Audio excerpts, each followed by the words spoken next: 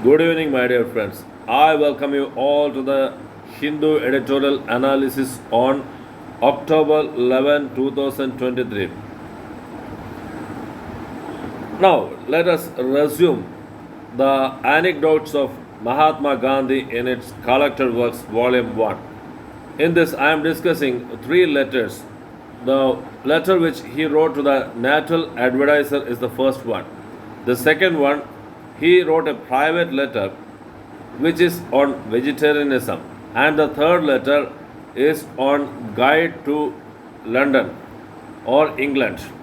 The first letter is fomenting dissent on the Natal Advertiser's report in the newspaper that the Indians are going to outnumber Europeans in the votes cast in the elections.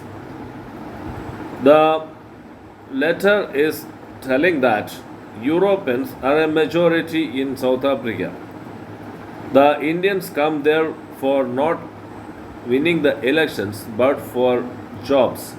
There are two types of Indians there, one is tradesman and another is laborer. They come there for earning their bread, not for contesting in the elections. Two white persons would be elected, and if at all an Indian is elected, he would only have the objective of seeing to it that his name appears in the newspaper. He is always he is also telling Gandhiji is also telling that what civilization means to him, because the Natal Advertiser's report said about the civilization that civilization came from the Europe. Gandhiji is telling that the Declaration of 1893, which is the Magna Carta of India, the Queen's Proclamation, is an example that the recognition of the British about the Indian civilization, and a member of the Indian community was a member of the British Parliament then. Then the British Parliament always observed the practices followed by Akbar the Great in 16th century, who was an Indian. So Gandhiji is telling that we have enough of our civilization to show to the Europeans, which the Europeans must have to accept. Then another letter he is writing as a private letter on vegetarianism, and third letter he is writing as a letter on the guide to England. He is telling that these days cheap books are written on the guide to England, not anyone reflecting the reality of the life at England.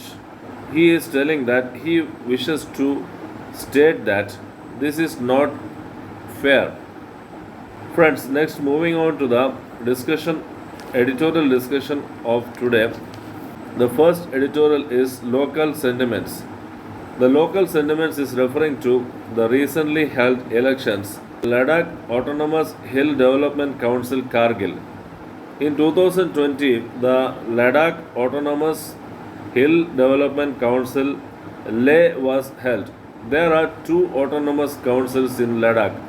The first one is Ladakh Autonomous Hill Development Council Leh, and the second one is Ladakh Autonomous Hill Development Council Kargil. The recent elections were held in the Kargil one. The Kargil is electing the National Conference, the Congress combined. They won 22 seats and are a majority. The BJP got only 2. Despite several developmental initiatives by the BJP, it could not win the election.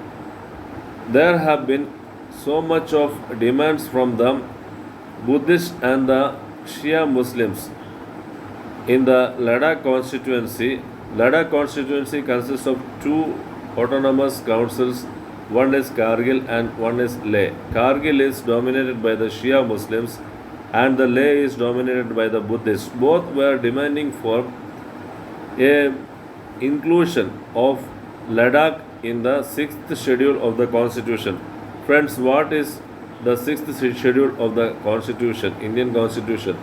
It states the separate status for the hill areas. Hill states it is having a separate status in land, jobs, culture, and other aspects.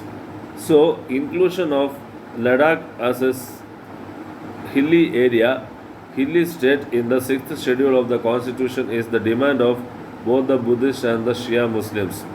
Friends, the next article which I am going to discuss is high stakes. This is with reference to the elections to Chhattisgarh, Madhya Pradesh, Rajasthan, Telangana, and Mizoram. These five states elections, many are saying that this is a semi final. It portends the 2024 elections. The results of these elections would be the crucial one for the 2024 elections. However, this is not true. Only in three states, that is Madhya Pradesh, Rajasthan, and Chhattisgarh, BJP and Congress are coming face to face. The confrontation is face to face. The other two states in Telangana, the BJP is not having some significant influence now. Congress has come up with the Karnataka elections coming in its favor. Friends, the next article which I am going to deal with is women need change, society needs change. What does this refer to? The women who want to come up in the society and the change makers and the rulers of the nation must be paved way by giving them some opportunity. So far, whatever has been seen that women always have to wait, even though they are better than men in their education, the efficiencies combined together. So, if opportunity is not provided to women to come up in the ladder, they will not be making it to the higher positions. The leadership positions have seen many women are not represented. So, leadership positions are got by women only if some kind of reservation is provided. It is citing, this article is citing an incident in the Round Table Conference of 1930 in which Sarojini Naidu and the two prominent women leaders, they represented to the British government that there should be no reservation for anyone in the government which is going to happen after the elections. Therefore, it can be seen that many times even the educated women are the women from coming up in the society, which has to be mitigated by such measures as now which is happening with the 128th Constitution Bill amendment and the women's reservation in the parliament. Friends, this article is also citing that it will take 146 years for the world to fill the gender gap which has happened, and it will take 149 years for Asian countries to fill the gender gap which has happened. This is a very harking figure. Why this gender gap has to go on like this? The progress has to be there, so reservations must be provided to women. Friends, the next article which I am going to deal with is Maldives, the evolution of a democracy. Maldives was under the Gayoom rule from 1978 to 2008. Gayoom was the president of Maldives then. Interestingly, Maldives is a nation which is having 1192 islands. So this is a very island oriented nation, and after Gayoom left, Mohammad Nasheed was the president till, but he could not complete the term, and then who came was that Abdullah Nashin was the president from till 2018. Then Muhammad Solih became the president who was in Indian favor. The India First policy was adopted by Muhammad Solih. Now, what happens is that 2023 runoff elections has seen that Muizu taking over as the president. The first thing which Muizu had done is that to release the Nashin from the jail, and it is suspected whether Muizu would have a China pro-China policy. There are three options open for Maldives now: whether it should favor the India first policy, or it should favor the China only policy, or a pragmatic approach to appease both the nations has to be seen. Then it is saying that the Maldives has got a jinx that one president cannot complete, or one president cannot win another election. Naturally, the Soleh government could not continue for more than one term. This is the jinx in Maldives. What is important for the Maldives and Indian relations is that it must not fall into the Chinese debt trap with the Belt and Road Initiative. The Colombo Alliance, in which India and Maldives are the partners, must take forward the relationship of both the nations. Then the BIMSTEC alliance, then the SARC one.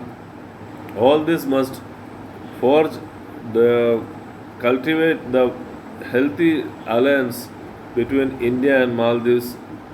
That is what good for the evolution of democracy in Maldives. The next article which I am going to discuss with you is that we need evidence-based medicine.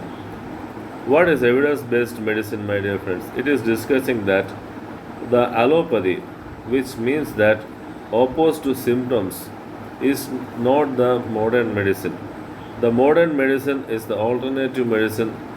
Siddha, then Ayurveda, Unani, all have their own pharmacopoeia. But Ayurveda always believed that the symptoms and understanding the human body is necessary for prescribing medicines. That is what makes Ayurveda different from the Atharva Veda. Atharva Veda is the sacred ancient text of the Hindus. The Atharva Veda and Ayurveda difference is that Ayurveda always believes in evolving, and with the advent of new technologies, it has also to be changed. It is always believed that Western epistemology is what works in medicinal field. However, it is not true. The epistemology means the subject or knowledge. The knowledge of Western medicine is not the ultimate one.